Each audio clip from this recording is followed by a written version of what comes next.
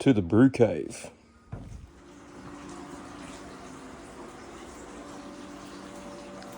Okay, preparation. So we're going to need grains, Munich malt, our Cooper's Premium Ale malt, malted oats, and our malted wheat.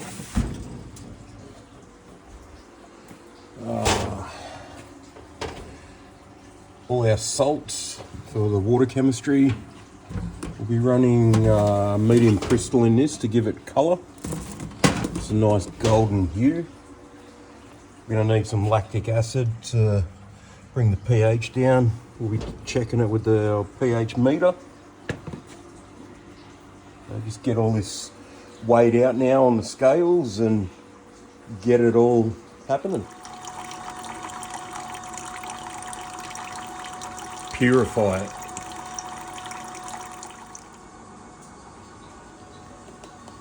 Weigh it. Grind it.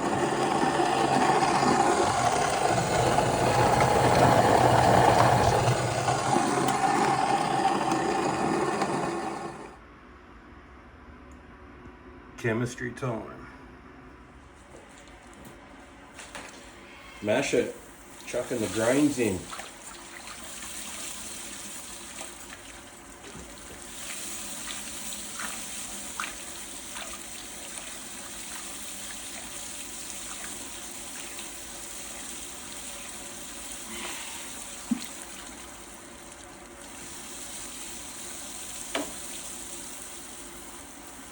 We're running about, it's about a bit over 9.3 or so kilos of grains here. Mix of ale malt, oat malt, wheat malt, crystal malt, also a bit of Munich malt to give it a bit more depth and flavour, a bit more breadiness. Giving that a bit of a stir in.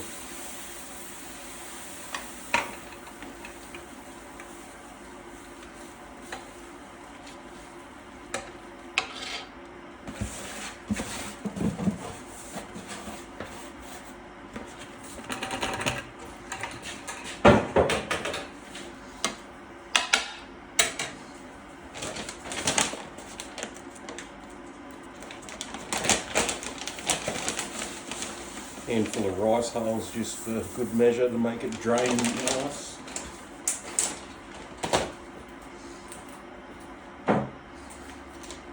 Give her a bit of a blitz up.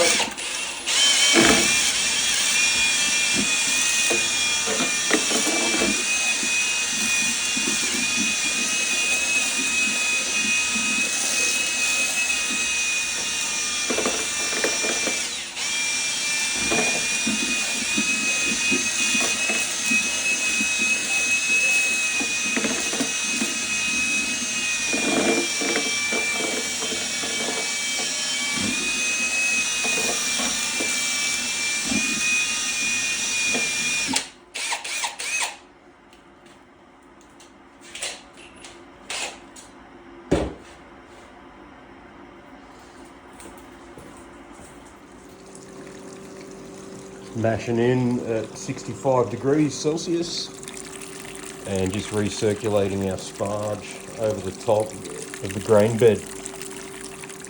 So about 1 hour at 65, then we'll do a mash out, so shut down conversions of sugars. We'll bring it up to 75 for the mash out to about 10 minutes.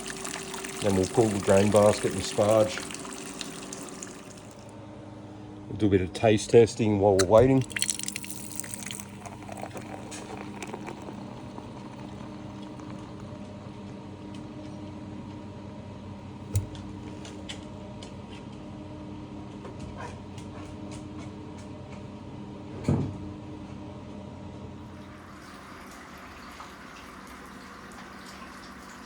More taste testing while we're waiting. Okay, we've pulled a sample. We just need to confirm our pH is on track. So we're aiming for about 5.3. We'll need to make adjustments to suit. So just running it through a bit of water to bring the temp down. We need to get it down to about 20 degrees to get a nice accurate reading. Okay, before we check our pH, it's important we make sure our equipment's good. So we've got some buffers here, pH 4, 6.86 and 9.18. So we just want to go through and check the calibration. So make sure we're getting pretty close to the numbers. So this is 4.07, but you can see it's still coming down. So I think we will get pretty much on the money there. In our mash, we're coming up at about 5.35. We're a couple of degrees cooler, but it won't make a huge difference to there. So we're typically aiming 5.2 to 5.4 for our mash pH. So might drop a half a mil of lactic acid in it just to bring it down just that tiny bit more, just so when we're drinking the beer it's going to be nice and bright and not dull and flabby. Right, we're about halfway through our mash now. We'll shut the pump off on our recirculation and we'll just give our grains a bit of a stir up. So we won't go all the way to the bottom and break up the nice bed we've formed, which is filtering out all the crap. But we'll sort of go down about a bit over halfway and just give them a bit of a stir up, making sure we're getting nice consistency, all the grains are getting a good run through.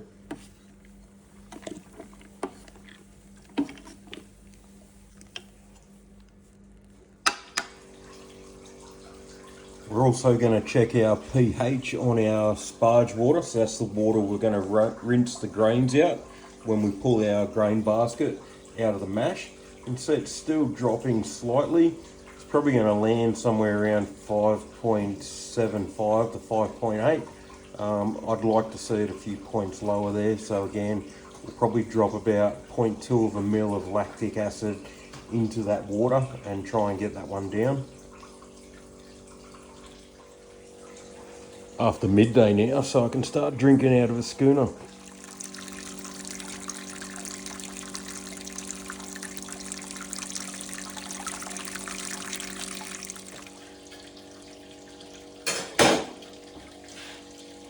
Okay, so we just finished our 10 minutes mash out at 75 degrees. So that's going to shut down all the enzyme action, which is converting our grain starch into sugars.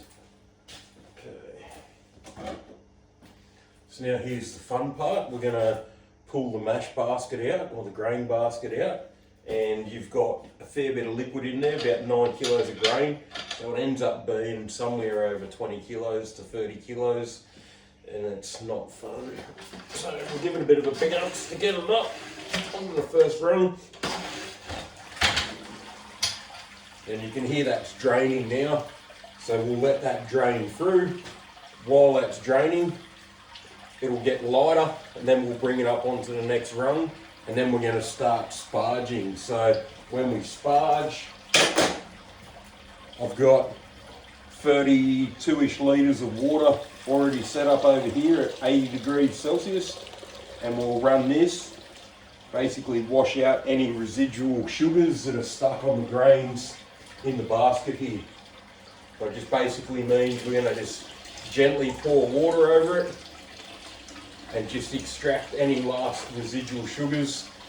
So we started off with about 30 litres of water in here, and we've got about 32 litres of water over there in the sparge. So all up, it's about 61, 62 litres of water we'll end up using, and that'll give us about 45 litres of product. Well, now the sparge begins.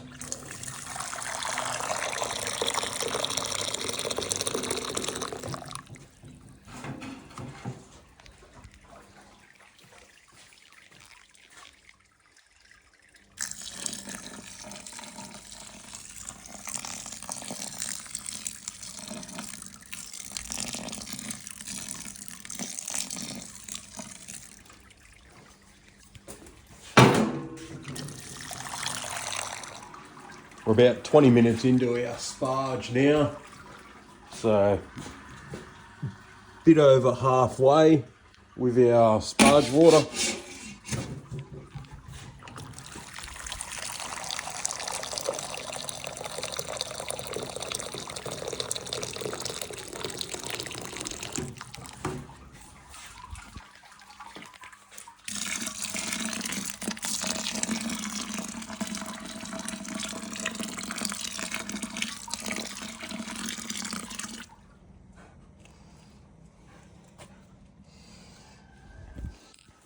Okay, so we've pulled all our grains out of our basket.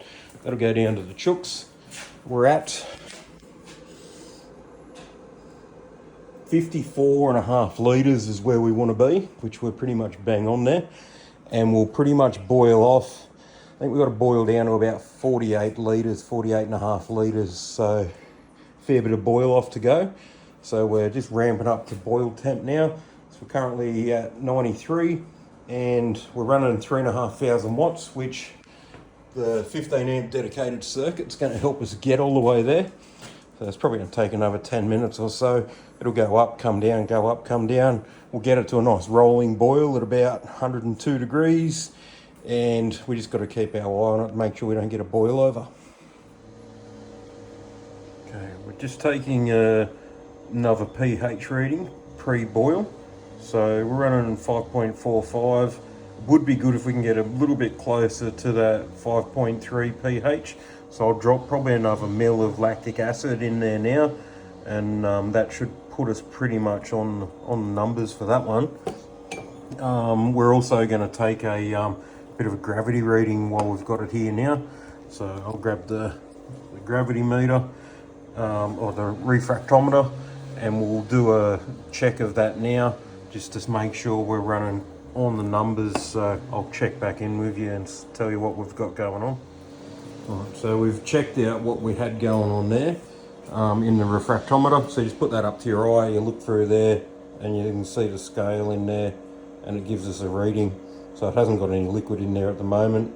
With the liquid in there, we're actually aiming for a gravity of 0.037, and we've actually shot over our efficiency there. So we're actually running a bit over 0.040, sort of getting towards 0.041, which isn't a bad thing. It means our efficiency, instead of being about 80%, we're probably running up around 85 to 88%.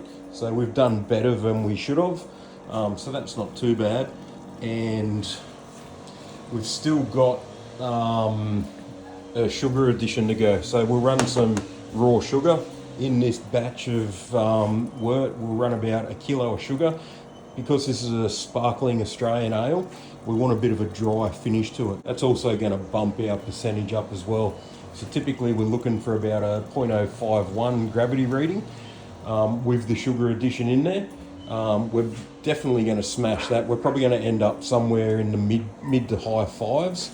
So normally this beer should be running about 5.9% alcohol volume. We're probably going to end up, if we don't backwater it a bit to bring the strength down, it's probably going to be around 6.5 to 6.7% beer, which it's not bad to have one that gives you a bit of a tickle up every now and then. So we'll make a decision coming towards the end when we get the final numbers. We will do a proper gravity reading with our floaty too towards the end, just to make sure we're 100% on the money rather than relying on the refractometer. So we're at 101.5 degrees. So we're just starting to get a nice rolling boil. So we'll whip the lid off now.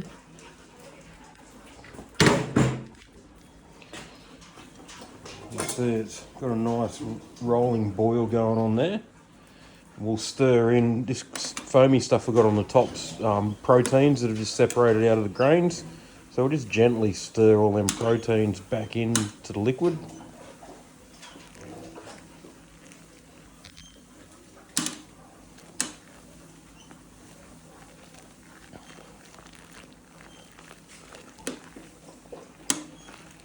Okay, now they're stirring back in nicely.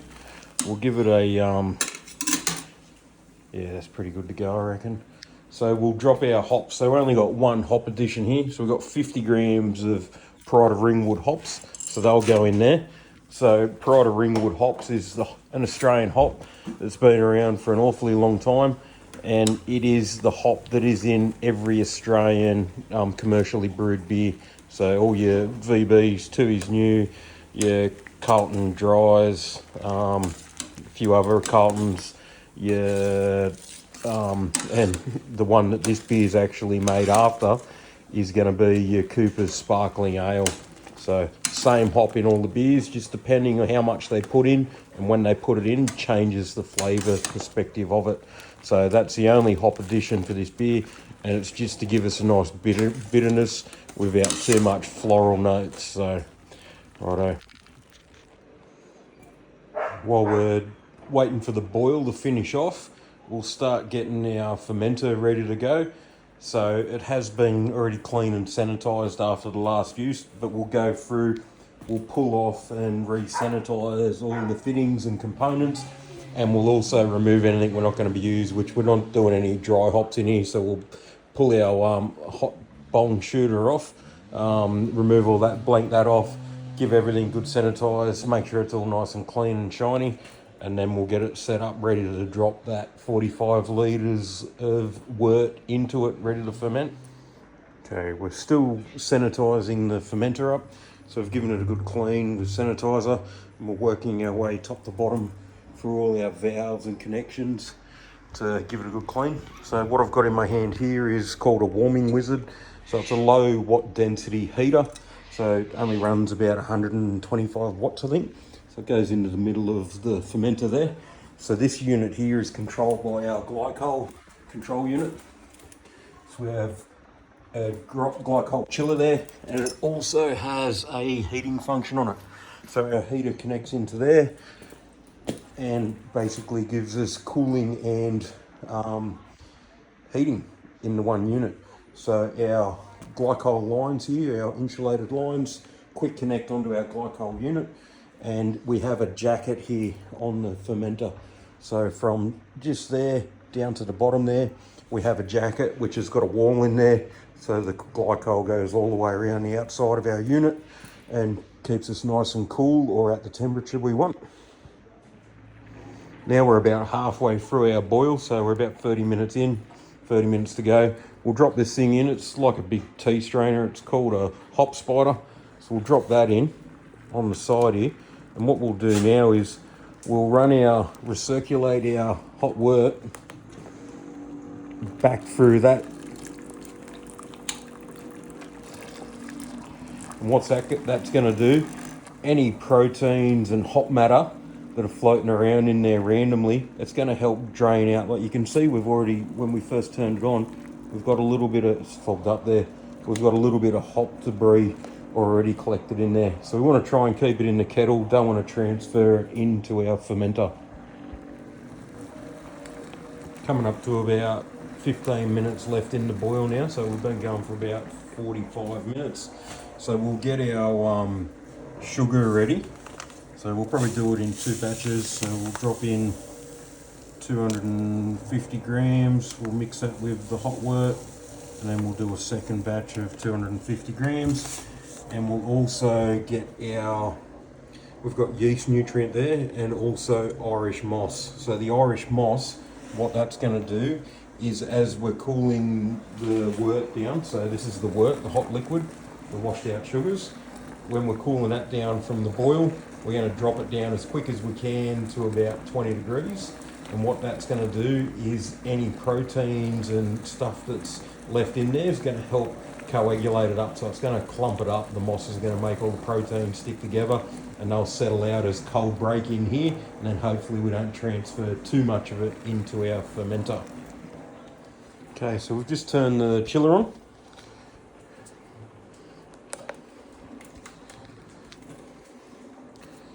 Which is our chiller here. So it's a submersion chiller. So basically our groundwater just runs up. It's good in winter time this, because our groundwater is nice and cold. That basically goes through that coil, and it's going to cool our wort down. So you can see it's already dropping fairly quick. We do have over here the counterflow chiller as well. So in summertime, because the groundwater is a lot hotter, it's hard to get our wort down. So we need to get it down around 20, 21 degrees before we can pitch our yeast in our fermenter. And if your groundwater is around that 18, 20 degrees, it takes an awfully long time. So that's why we use the counterflow chiller. So we haven't got the waters exiting through that at the moment, but we haven't got it plumbed up on the system, pumping that through. And you can see we're already getting fairly good droppage there. So we'll get that down nice and quick. So the idea is you want to cool it down as quick as you can. That's going to make those all the proteins all clump together and drop out in the bottom. So when we start getting it down a bit further, it's dropping nice and quick. So we've also put a different attachment on here. This arm here is a whirlpool arm. So if we spin up a whirlpool, it's going to make any crap that's left in there, bits of hop debris, bits of grain debris, it's all going to make a nice cone in the middle. So we'll turn our whirlpool on now, get that all spinning up nicely. So we're down to just under 30 degrees, so we'll let the glycol unit do the rest of it. You see we've got a bit of a whirlpool going in there, so all the crap should have settled out. So we'll stick this in the top of our fermenter and turn on our ball valve.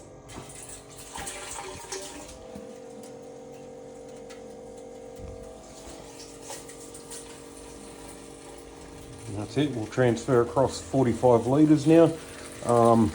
Just halfway through, we'll take another gravity reading and then we'll see what we've actually ended up with. Okay, we're just about finished our transfer there, got our crap left over in there.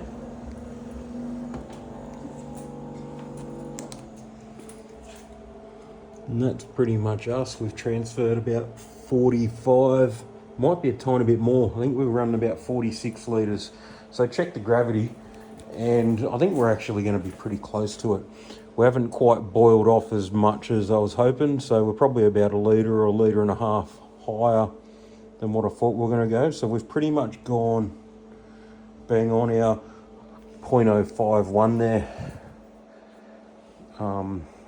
So I'm pretty happy. We're going to be pretty much on target for our 5.9%. We've got the glycol unit cranked up now, so it's currently, we've got a temperature probe in here in our thermo well. So current temp in the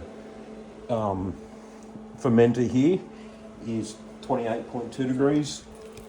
I've got it wound down a little bit lower, so we're running about 11 degrees over here. So the liquid, the glycol inside the cooler is at 11 degrees, so it'll go around the jacket and it'll bring our temp down. We want to get down to about 22 degrees. That's going to be when we put our yeast in, and then we'll seal her all up and let the yeast do its job.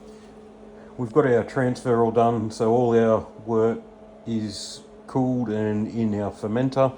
We're just about at the yeast pitching temperature, so we'll go ahead and we'll put our yeast in now. So one thing I didn't say, once we bring the temperature of our wort out of our brewery system here, once you sort of get below 80 degrees, it's critical that everything has sanitizer on it. So everything needs to be sanitized, so we don't get any infections and wild yeast growth. This is a mix of, it's phosphoric acid, and you're mixing about 1.5 mils to 1 litre is the ratio. So once this hits the material and it foams up on there, after about a minute to 2 minutes, that's 100% sterilised, so you're guaranteed not to have any issues there. So everything's been sterilised, everything needs to be 100% sterile so we don't have any issues. So we'll pull that off now. This is our airlock. So we've got our yeast here, so I get the yeast in a big brick and then I freeze it in little batches. So we'll just work backwards here. So we'll run a slight over pitch. We'll run about 50 grams of yeast here for this batch. So we'll just sprinkle it straight on top. Come back, see where we're at. 16.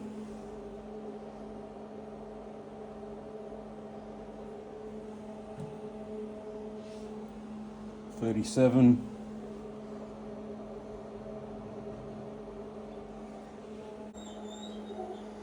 Okay, so all our yeast now settled on the bottom, or a large portion of it. So it should be pretty much starting to wake up now. So what we're going to do, we're going to just hit it with a purge of CO2 in the bottom here and give it a bit of a stir up.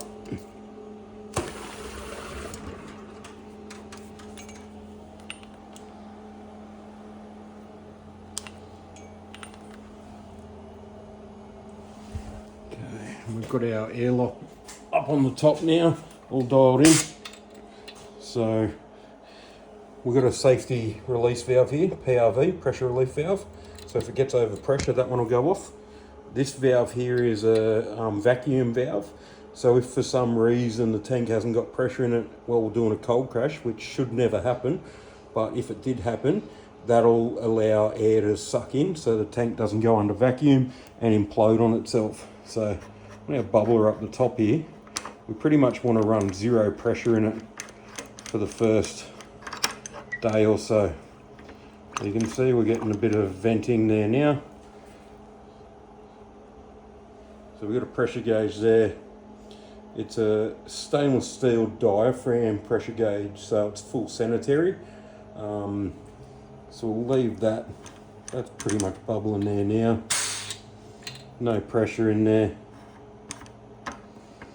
Leave that like that for the first day, so we don't want pressure on it. And then we'll let the yeast build pressure up to 10 psi, which will probably happen over about the next, we'll wind it in about to 10 psi in about 36 hours or so. Cool, so we're all good to go. Currently running at 21.8 degrees down there. We're running it down, we'll ferment for the first 5 days at 18 degrees Celsius, and then after 5 days we'll raise the temp up to 21 degrees, and then we'll let it run there for about another 7 days. So that's a diacetyl rest to get rid of any off flavours that the yeast produce. So that's us done now for brew day, and pretty much we're not going to touch it now until tomorrow. We'll raise the pressure up on that so it'll hold 10 psi, and then we'll let it run for the next 5 days, and then we'll bring the temp up.